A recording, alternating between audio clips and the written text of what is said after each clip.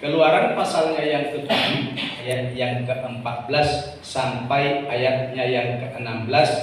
Demikian firman Tuhan. Berfirmanlah Tuhan kepada Musa, Firaun berkeras hati. Ia menolak membiarkan bangsa itu pergi. Pergilah kepada Firaun pada waktu pagi, pada waktu biasanya dia keluar ke sungai. Nantilah dia di tepi sungai Nil dengan memegang di tanganmu tongkat yang tadinya berubah menjadi ular. Kita bersama-sama. Dan katakanlah kepadanya, Tuhan Allah orang Ibrani telah mengutus aku kepadamu untuk mengatakan, biarkanlah umatku pergi supaya mereka beribadah kepadaku di padang gurun. Meskipun begitu sampai sekarang engkau tidak mau mendengarkan. Puji Tuhan. Bapak Ibu kekasih dalam Tuhan Yesus Kristus, dalam pembacaan ini kita melihat bagaimana Tuhan merindukan umatnya supaya mereka setia beribadah. Hal ini bisa kita lihat, Tuhan menyuruh Musa kepada Firaun, katakan, pagi-pagi benar kau pergi menemui Firaun di tepi sungai Nil. Ada satu kebiasaan bagi Firaun, setiap pagi rupanya dia keluar dan pergi ke sungai Nil. Maka diingatkan Tuhan kepada Musa, jumpai Firaun itu. Tuhan Allah orang Ibrani mengutus aku pergi kepadamu. Biasanya kita ini harus formil, apalagi mengatakan sesuatu harus datang ke rumahnya. Bukankah begitu kita? Ini Musa loh, disuruh Tuhan temui si Firaun itu, bicara kepadanya. Biasanya dia lewat sungai ini, pergi ke sungai ini, jumpai di sana, ngomong seperti ini. Apa yang mau diomong itu? Dikatakan bagian 16 tadi, biarkanlah umatku pergi supaya mereka beribadah kepadaku di padang gurun. Meskipun begitu sampai sekarang engkau tidak mau dengar. Pesan yang mau disampaikan Musa kepada Firaun, supaya Firaun itu mengizinkan umat Tuhan, mengizinkan orang Israel itu pergi beribadah, supaya mereka pergi beribadah. Itu saja pesannya. Bukan minta izin supaya umat Tuhan diizinkan pergi merayakan satu perayaan. Bukan, saudara-saudara. Bukan minta izin supaya diizinkan orang Israel itu pergi melakukan sesuatu, hobinya supaya disalurkan, kira-kira begitu. Bukan itu juga. Bukan supaya mereka berleha-leha atau bersenang-senang, tidak. Saudara, bukankah mereka ini penting, itu perlu saja. Kita lihat nanti. Karena orang Israel posisinya di Mesir bukanlah orang merdeka. Mereka adalah bangsa budak yang diperbudak oleh orang Mesir. Saudara, butuh sebenarnya penyegaran. Butuh sebenarnya mereka represi. Tapi dimintakan izin oleh Musa melalui Tuhan supaya mereka beribadah. Bukan represi, bukan. Padahal itu kebutuhan bagi orang Israel pada waktu itu. Karena mereka mengalami satu tekanan yang hebat. Sekali lagi, untuk beribadah. Ini mengingatkan kepada kita, ibadah itu sangatlah penting. Maka saya ajak kita, setialah beribadah. Bersungguhlah beribadah. Kalau kita seperti doktrinnya orang Muslim, kita tidak ada yang ke surga. Karena kalau ditimbang ibadahmu dengan tidak ibadahmu, lebih berat kalau tidak ibadah. Satu hari 24 jam kali 7 hari 168 jam. Kau datang ke gereja hari Minggu saja, Minggu 2 jam, 166 jam kau tidak ibadah. Kau lebih cepat ke neraka. Ternyata kau 166 jam tidak ibadah dari 168 yang ada. Kebalik ini loh saudara. Kabotan tuh. Kita mau bilang bicara surga berat. Maka diingatkan di sini supaya ibadah. Bahwa ibadah itu penting, perlu. Posisi orang Israel seperti yang saya katakan tadi. Mereka adalah bangsa budak. Bukan orang merdeka. Tidak ada waktu untuk beribadah. Mereka kerja terus sampai mereka mengerang kesakitan. Coba itu baca pasal 1. Mulai dari ayatnya yang ke-9 saja. Berkatalah raja itu kepada rakyatnya, bangsa Israel itu sangat banyak dan lebih besar jumlahnya daripada kita. Marilah kita bertindak dengan bijaksana terhadap mereka, supaya mereka jangan bertambah banyak lagi. Dan jika terjadi peperangan, jangan bersekutu nanti dengan musuh kita dan memerangi kita, lalu pergi dari negeri ini. Sebab itu pengawas-pengawas Rodi ditempatkan atas mereka untuk menindas mereka dengan kerja paksa, kerja Rodi. Mereka harus mendirikan bagi Firaun kota-kota perbekalan, yakni Piton dan Ramses. Tetapi makin ditindas, makin bertambah banyak dan berkembang mereka orang Israel, sehingga orang merasa takut kepada orang Israel. Lalu dengan kejam orang Mesir memaksa orang Israel bekerja dan memahitkan hidup mereka dengan pekerjaan yang berat, yaitu mengerjakan tanah liat dan batu bata dan berbagai-bagai pekerjaan di padang. Ya, segala pekerjaan yang dengan kejam dipaksakan orang Mesir kepada mereka itu. Coba, posisinya adalah bangsa budak. Mereka dipekerjakan Rodi, tenaganya diperas dengan hebat. Tidak ada waktu untuk beribadah kepada bangsa ini. Tuhan berbelas kasihan kepada bangsa Israel yang sedang dalam perbudakan itu. Musa kontak si Firaun itu, supaya mereka diizinkan orang Israel beribadah kepadaku. Firaun itu sangat keras hati, tidak mau. Bapak Ibu kekasih dalam Tuhan Yesus Kristus, beribadah itu penting sekali. Maka diingatkan oleh Tuhan melalui Musa supaya disampaikan kepada Firaun.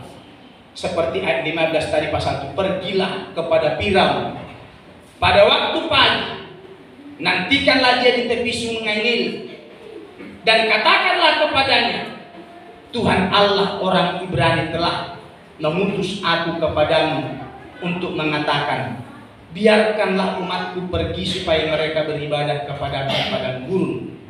Meskipun begitu sampai sekarang engkau tidak mendengar. Firaun itu keras hati, saudara-saudara. Bapak Ibu, seringkali kita tidak bisa beribadah seperti orang Israel. Mereka karena dipekerjakan paksa. Tapi kita berbeda loh untuk masa kini. Kita tidak mau beribadah karena maunya sendiri. Ini karena tidak dibolehi. Tapi kita yang tidak membolehi diri kita ibadah. Wis tak kerjalah. Kau paksa dirimu bekerja. Kau buat dirimu menjadi budak sendiri. Tidak merasa merdeka. Kau tidak bebas untuk ibadah. Kau ikat dirimu dengan segala pekerjaan-pekerjaan. Kau paksa dirimu untuk mencari nafkah sehingga tidak ada waktu beribadah. Yang memperbudak kita bukan orang lain, tapi diri kita demi uang. Berapa banyak kita diperbudak oleh diri kita, kemauan kita sendiri. Tidak mau ibadah karena dengan uang. Minggu lalu kita sudah melihat bahwa ibadah itu hebat. Ibadah itu luhur. Ibadah itu mulia. Tidak bisa dibandingkan dengan apapun.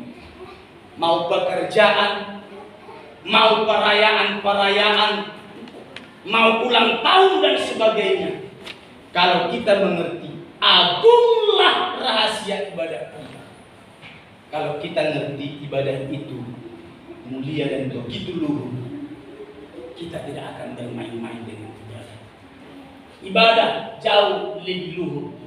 Maka dikatakan oleh Tuhan melalui Musa supaya disampaikan kepada Firaun, umat Tuhan itu bisa beribadah. Katakan kepadanya, kepada Firaun, Tuhan Allah orang Ibrani telah mengutus aku kepadamu untuk mengatakan, biarkan umatku pergi supaya mereka beribadah. Tapi tidak mau dengar. Firaun masa bodoh untuk itu. Kita sudah melihat kemarin minggu bahwa ibadah itu luar biasa. Sebab Tuhan baik, bahwasanya kasih setianya untuk selama-lamanya. Dan semua orang tersungkur saat beribadah karena ada hadirat Tuhan yang turun. Ini 2 Tawarik 5:13. Lalu para peniup nabiri dan para penyanyi itu serentak memperdengarkan paduan suaranya untuk menyanyikan puji-pujian dan syukur kepada Tuhan. Mereka menyaringkan suara dengan nabiri, ceracap dan alat-alat musik sambil memuji Tuhan dengan ucapan, sebab Ia baik, bahwasanya untuk selama-lamanya kasih setianya. Pada ketika itu rumah itu, yakni rumah Tuhan, dipenuhi awan, sehingga imam-imam itu tidak tahan berdiri menyelenggarakan kebaktian oleh karena awan itu, sebab kemuliaan Tuhan memenuhi rumah Allah. Begitu hebat ibadah itu, sampai kita tersungkur dan tidak kuat berdiri karena ada hadirat Tuhan, lawatannya atas umatnya yang beribadah. Kisah 2:42 dan 47. Mereka bertekun dalam pengajaran rasul-rasul dan dalam persekutuan. Mereka bertekun dan mereka selalu berkumpul memecahkan roti dan berdoa. 47. Sambil memuji Allah, dikatakan ibadah luar biasa. Dan mereka disukai semua orang. Dan tiap-tiap hari bertambah jumlah mereka dengan orang yang diselamatkan. Ibadah itu hebat. Hadirat Tuhan turun dalam ibadah kita. Karena kita bukan bersekutu dengan manusia, tapi dengan Tuhan. Mari Bapak Ibu, sungguh-sungguh kita beribadah. Sungguh-sungguh kita siapkan ibadah kita. Mau seperti apapun modelnya, ayo persiapkan dengan baik. Persiapkan dengan hati. Bukan karena kita bisa. Sekalipun kau tidak bisa seperti orang lain sama suaranya yang melengking, bagus, permainan musiknya melengking dan bagus, tapi kalau tidak punya hati, tidak untuk kemuliaan Tuhan, tidak ada artinya itu dibandingkan kita yang begitu sederhana, yang semua biasa-biasa. Tapi kalau kita bawa kepada Tuhan sebagai persembahan menyukakan Tuhan, hadirat Tuhan pun turun. Amin. Aku mau memainkan alat musik, aku mau tugas ini, Tuhan urapi aku. Ketika itu terjadi, Tuhan lawat kita, Tuhan urapi kita, hadiratnya pun penuhi kita dan kita rasakan itu. Amin. Tidak cuma kebolehan, tidak. Mau sehebat apapun kau bermain alat musik, mau sehebat apapun kita, tapi bukan Tuhan yang dipermuliakan. Itu cuma hiburan. Jangan menjadi hiburan kita yang ada di depan ini. Tapi seriuslah mengundang hadiratnya Tuhan. Amin. Ketika hadirat Tuhan, kemuliaan Tuhan yang menyertai kita akan tersungkur.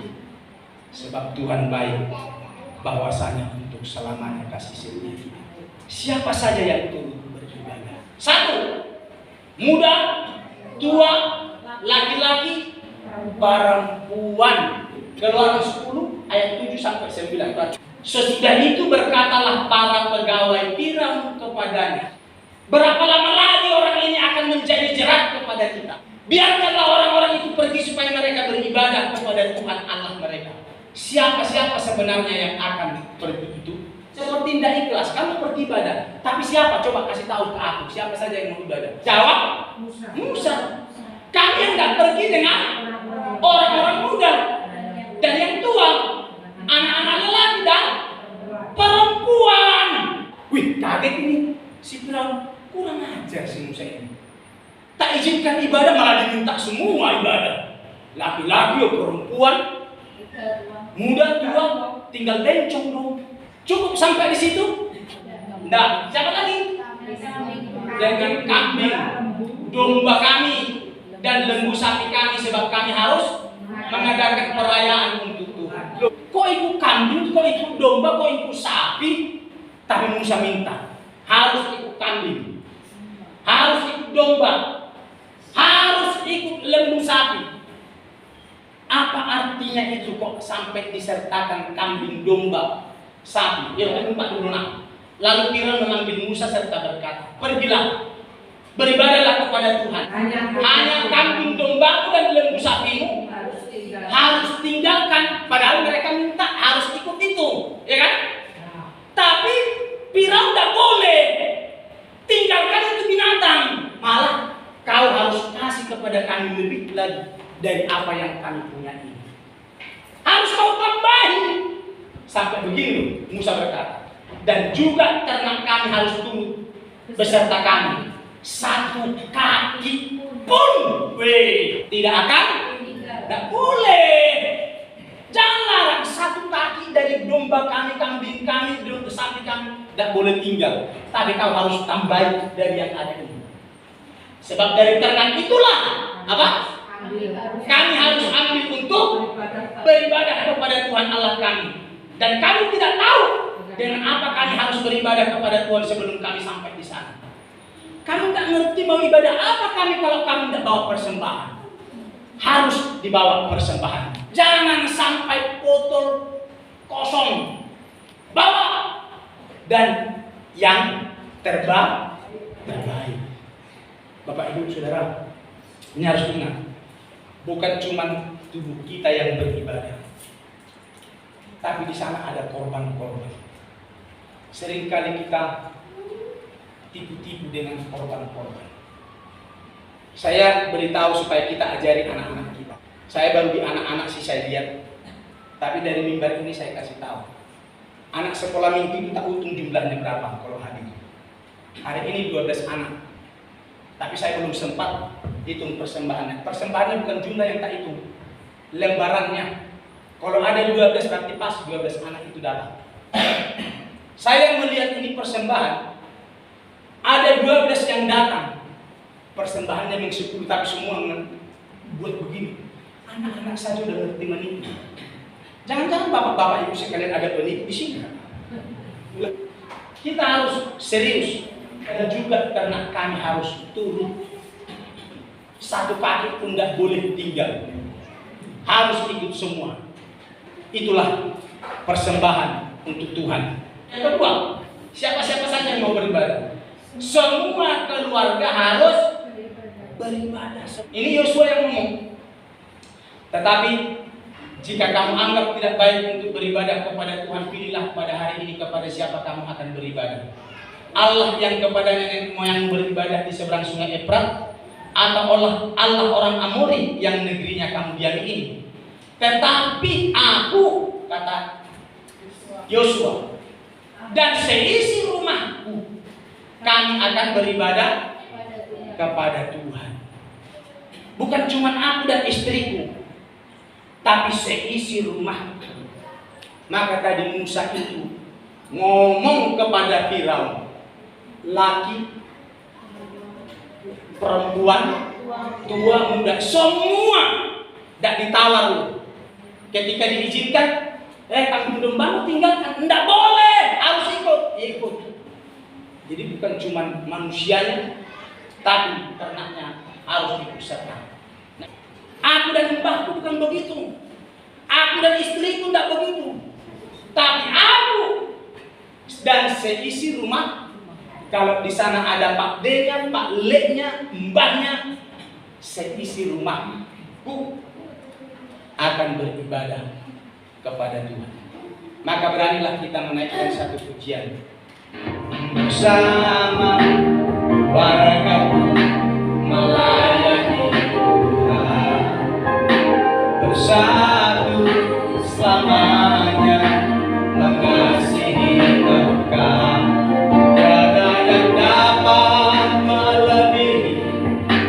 Kasih-Mu ya Tuhan, bagi kami Engkau segalanya. Semua keluarga sama seperti Joshua. Bawa keluarganya. Siapa-siapa saja yang beribadah, tadi muda tua, laki, perempuan, semua beribadah. Sekarang semua keluarga harus beribadah. Yang ketiga, anak-anak juga harus dibawa kepada Tuhan. Anak-anak harus beribadah. Matius 19 ayat 14. Tetapi Yesus berkata, biarkan anak-anak itu, janganlah menghalang-halangi mereka datang kepadaku, sebab orang-orang yang seperti itulah yang mempunyai kerajaan surga. Anak-anak harus dibawa. Jangan senang kau anak-anak main game, menonton satu tontonan di satu lapangan terbuka. Itu kau izinkan, bahkan kau samoni. Tidak cukup 5.000 kau samoni mesti anakmu kalau kau izinkan pergi dia menonton di lapangan luas. Mah, Pak, sangulah. Kau kasih 20.000 juga tidak mungkin. Seperti model kita begini pun tidak mungkin kasih 20.000 ketika mereka nonton di mana. Ya. Minimal 1.000. Itu pun paling minim itu. Karena kalau hitung-hitung nanti dia makan bakso, dia punya tiket, dia punya ini, 1.000 cukup. Itu minimal tahan tak jajan itu. Tapi kalau kau memang masih punya dari seket, kau kasih 100.000. Artinya yang saya bilang, coba ya, ini loh, yang begini-begini dia rela 6 jam masuk sebelum dimulai, malah difasilitasi. Ya, ingat, jangan menganggap rendah seorang dari anak kecil ini, karena aku berkata kepadamu, ada malaikat mereka di surga yang selalu memandang wajah Bapakku yang di surga. Ada malaikat anak itu. Ketika kau tidak mengizinkan anakmu pergi ibadah, malaikat pun sedih. Ya. Sedih pun malaikat. Aduh, kemarin anak ini dibuat penyerahan. Senang kali penyerahan. Sesudah besar bisa berjalan, tidak boleh ibadah tadi. Sudah, daripada nangis anaknya, wislah di rumah aja. Saya pasang SpongeBob supaya diam dia. Lu ya itu kau izinkan nonton SpongeBob. Tapi ibadah kau larang, kau hantam dia. Ada malaikatnya dan malaikat itu sedih. Waktu konseling pranikah, ini yang terakhir lah Immanuel. Kalau kau akan punya anak Immanuel, setelah kau punya anak nanti kau penyerahan anak. Jangan berhenti di situ. Iya pada waktu itu. Nanti lahir anakmu bawa ke gereja. Oh iya. Saudara, kita lihatlah besok Immanuel ini. Masih dibawa tidak anaknya itu ke gereja. Ya. Bapak Ibu, ayo belajar di sini. Anak-anak itu harus dibawa kepada Tuhan dari sejak dini. Tetapi barang siapa menyesatkan salah satu dari anak-anak kecil ini yang percaya kepadaku, kalau kau menghambat dia untuk tidak datang ibadah kepada Tuhan, lebih baik baginya jika sebuah batu bilangan diikatkan pada lehernya, ditenggelamkan ke laut. Itu kasih kita orang-orang tua ini. Kalau kau tidak mau bawa anakmu, karena malaikat tahu dan sedih malaikat, daripada malaikat itu sedih, kita aja ditenggelamkan ke laut biar mati bisa. Daripada kita hidup, tidak jadi berkat, tapi membawa orang ke neraka. Anak-anak kita yang begitu polos, tapi tidak kita cekoki dengan yang tidak baik, tidak memaksanya untuk ibadah. Jangan buat hati Tuhan sedih. Lebih baiklah kau ikat lehermu itu dengan batu dan tenggelamlah kau di sana. Jauh lebih baik itu daripada makin banyak nanti yang tersesat. Ada 5 anakmu nanti, 5 tidak pernah kau bawa kepada Tuhan. Kalau kau ada cuma 2 yang mati, yang 5 selamat, lebih banyak lagi, lebih banyak 3, ya kan? Iya, kita ini lah lebih baik mati daripada 5 lagi yang menjadi warga neraka. Siapa yang harus beribadah? Anak-anak termasuk. Bawa itu kepada Tuhan. Kalau tidak dibawa, lebih baik kau tenggelam di laut. Alkitab yang bilang. Dan yang beribadah itu laki-laki, perempuan, tua, muda, seluruh keluarga, anak-anak juga harus dibawa.